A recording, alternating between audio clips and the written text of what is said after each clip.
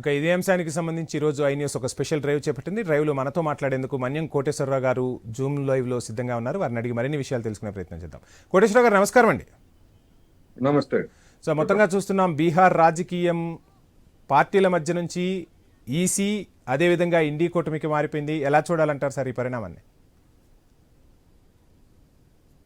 ప్రత్యేకమైనటువంటి డ్రైవ్ తోటి ఎన్నికల జాబితాను సవరిస్తాను, రాజ్యాంగం ప్రకారం మాకు అలాంటి హక్కు ఉందని చెప్పేసి ఎన్నికల కమిషను రూల్ బుక్ లో ఉన్నటువంటి అంశాలని చెప్తున్నది. రూల్ బుక్ లో లేదని ఎవరు అంటలేదు. కాకపోతే ఓటరా పౌరుడా కాదా అని నిరూపించుకోవడానికి అవసరమైనటువంటి డాక్యుమెంట్స్ ఏవి సమర్పించాలి అనే దగ్గరే ఈ వివాదం ప్రధానంగా ప్రారంభమైందనేది నా అభిప్రాయం. అనేక మంది కొన్ని ప్రాంతాల్లో మైనారిటీలు ఎక్కువగా ఉన్నమాట వాస్తవం.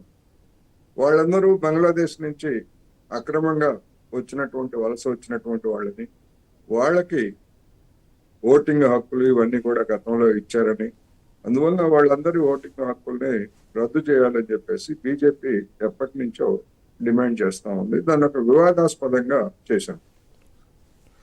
నిజానికి బంగ్లాదేశ్ నుంచి భారతదేశానికి వలస వచ్చినటువంటి వాళ్ళు 71లో వలస వచ్చారు. దానికి సంబంధించి కట్ ఆఫ్ డేట్లు ఇవన్నీ కూడా గతంలో ఉన్నటువంటి ప్రభుత్వం చెప్పింది. అది గడిచి కూడా 71, ఇది 2024. అప్పటి నుంచి వచ్చినటువంటి వాళ్ళని ఇప్పుడు మీ పౌరసత్వం నిరూపించుకోండి అని బీహార్లో ఉన్నటువంటి ఓటర్లని ఈసీ డిమాండ్ చేయడం అంటే మొత్తం ముఖ్యంగా పేదలు, బడుగు బలహీన వర్గాలకు చెందినటువంటి వాళ్ళ యొక్క ఓటింగ్ హక్కుల్ని రద్దు చేయడం ద్వారా, వాళ్ళకి ఓట్లు లేకుండా చేయడం ద్వారా బీజేపీ లేదా నితీష్ కుమార్ నాయకత్వంలో ఉన్నటువంటి కూటమి లబ్ధి పొందేందుకు వేసినటువంటి ఎత్తుగడగా దీన్ని భావిస్తున్నారు. కోటేశ్వరరావు గారు, ఇక్కడ రాహుల్ గాంధీ కీలక వ్యాఖ్యలు చేశారు. మహారాష్ట్రలో ఇండీ కూటమికి స్పష్టమైన మెజార్టీ వస్తుందని ఎగ్జిట్ పోల్స్ చెప్పాయి. కానీ తర్వాత ఒక్కసారిగా ఫలితాలు తారుమారైపోయిన పరిస్థితి. ఆ తర్వాత మేము ఎలక్షన్ కమిషన్ నుంచి ఓటర్ల జాబితా తీసుకొని చూస్తే ఎలక్షన్కు ఖచ్చితంగా వారం రోజుల ముందు 1 కోటి కొత్త ఓటర్లను జాయిన్ చేశారు. దీనివల్లే ఈ అవకతవకలు జరిగిపోయాయి, మొత్తంగా మేము అక్కడ ఓడిపోయామంటూ ప్రతిపక్ష నేత రాహుల్ గాంధీ చేసిన విమర్శ ఎలా చూడాలంటారు? నిజంగా ఈ పాసిబిలిటీ అనేది ఉంటుందా? ఎలక్షన్ కమిషన్ ఏం చేస్తున్నట్టు? డ్రాఫ్ట్ ఎలక్ట్రల్ రోల్స్ అనేటువంటిది ప్రకటించకుండా వారం రోజుల ముందు ఎన్నికల కమిషన్ జాబితా ఇస్తే దాని వల్ల ఏమి జరుగుతుందంటే ఏమి జరగదు. దానికి సంబంధించి ఎందుకంటే ఎన్నికల దగ్గర పడతాయి, ఎన్నికల దశల వారీగా జరుగుతాయి అవి. అందువలన ఆ విధమైనటువంటి చర్యలు తీసుకోవడం అంటే దానిలో ఒక దుష్టాలోచన ఉన్నదనేటువంటిది మనకి స్పష్టం. ఇక్కడ మహారాష్ట్రలో జరిగినటువంటి ఎన్నికలు లేదా ఫలితాలు వాటి గురించి దానికంటే అక్కడ ఈ విధమైనటువంటి రివిజన్ అక్కడ జరగలేదు. చేరిస్తే చేర్చుండొచ్చు, రాహుల్ గాంధీ చెప్పినట్టు అంత సంఖ్యలో కాకపోయినా కొంత సంఖ్యలో చేర్చుండొచ్చు, అది వేరే అంశం. కానీ ఇక్కడికి వచ్చేసరికి 2003 సంవత్సరంలో సమగ్రమైనటువంటి రివిజన్ జరిగింది. ఇప్పుడు మళ్ళా మేము చేస్తున్నాము అని చెప్పేసి ఎన్నికల కమిషన్ చెప్తా ఉంది. ఈ మధ్య కాలంలో వాళ్ళని ఎవరు అడ్డుకున్నారు? కరెక్ట్ గా ఎన్నికలకి కొద్ది నెలల ముందుగానే ఈ విధమైనటువంటి ప్రక్రియను చేపట్టడం ద్వారా దాని ఉద్దేశం ఏమిటనేటువంటి సమస్య. ఆధార్ కార్డుని గుర్తింపుగా చూడరట. ఎన్నికల సంఘం గతంలో జారీ చేసినటువంటి ఓటర్ గుర్తింపు కార్డుని దాన్ని పరిగణలోకి తీసుకోరట. వేటిని పరిగణలోకి తీసుకుంటారు? 2003 సంవత్సరంలో జరిగినటువంటి ఎన్నికల సందర్భంగా తయారు చేసినటువంటి ఓటర్ల జాబితాలో మీ పేరు ఉంది అని, ఫలానా పేజీలో నా పేరు ఉందని చెప్పేసి దాన్ని ఫోటో కాపీ ఇస్తే దాన్ని డాక్యుమెంటరీ ఎవిడెన్స్ గా చూస్తారట. కోటేశ్వర గారు, రాజ్యాంగం కల్పించిన ఓటు హక్కు భారత పౌరులందరూ ఖచ్చితంగా వినియోగించుకోవాలి. సో పార్టీలకి ఈసీకి ఎటువంటి సంబంధము ఉండదు. కానీ రాజకీయ ఒత్తిళ్లు ఈసీపై ఎంతవరకు ఉన్నాయి?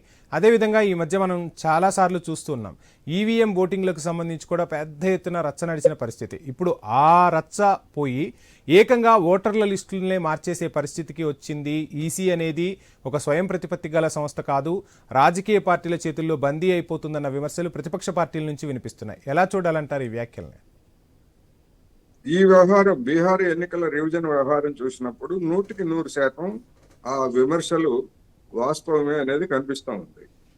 2003 నేను చెప్తున్నా, 2003 ఎన్నికల ఓటర్ల జాబితాలో ఫోటో కాపీ ఇస్తే సరిపోతుందట. 2003 ఓటర్ల జాబితాలు ఎవరికి దొరుకుతాయి? 7 కోట్ల మందికి పైగా ఉన్నటువంటి ఓటర్లు వాటన్నిటిని ఎక్కడ సంపాదిస్తారు? ఎక్కడి నుంచి ఫోటో కాపీ తీసిస్తారు? ఇవన్నీ జరిగేవేనా? రెండోది, అనేక మంది బీహారీలు, లక్షలాది మంది కడుపు చేతబట్టుకొని వలస కూలీలుగా వెళ్ళినటువంటి వాళ్ళు అనేక మంది ఉన్నారు. వాళ్ళందరూ ఈ జాబితా కోసం, లేకపోతే దీనికోసం ప్రత్యేకమైనటువంటి జాబితా కోసం బీహార్ వచ్చి దాని దరఖాస్తులు నింపి అవన్నీ కూడా చేయాలి. ఇక్కడ ఇంకొక సమస్య ఏమిటి? ఇప్పుడు గనక ఓటర్ల జాబితాలో గనక పేరు లేకపోయేట్లయితే భవిష్యత్తులో బీహార్లో అమలు జరిగేటువంటి సంక్షేమ కార్యక్రమాలకి వాళ్ళు అనర్హులవుతారు అనేటువంటిది కూడా చెప్తున్నారు. యా, అందుకని ఇట్లాంటి అనేకమైనటువంటి అనుమానాలు, అనేకమైనటువంటి అసాధారణమైనటువంటి ప్రతిదానికేమో బ్యాంకుకి, లేకపోతే రిజిస్ట్రేషన్, హాస్టల్ రిజిస్ట్రేషన్కి, లేదా మరొక దానికి ఆధార్ కార్డ్ అంగీకరిస్తుంది కదా కేంద్ర ప్రభుత్వం, లింక్ చేస్తున్నారు కదా. అవునండి. దీనికి ఎందుకని ఎన్నికల జాబితాకి వచ్చేసరికి అది పనికిరాదట. మరి దేనికి పనికి వస్తుంది? అదేవిధంగా గతంలో ఎన్నికల కమిషన్ ఇచ్చినటువంటి ఓటర్ గుర్తింపు కార్డు అది కూడా పనికిరాదట.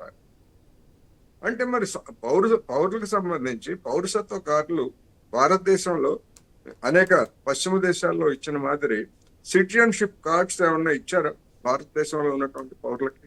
మీ దగ్గర కానీ నా దగ్గర కానీ ఉన్నాయా?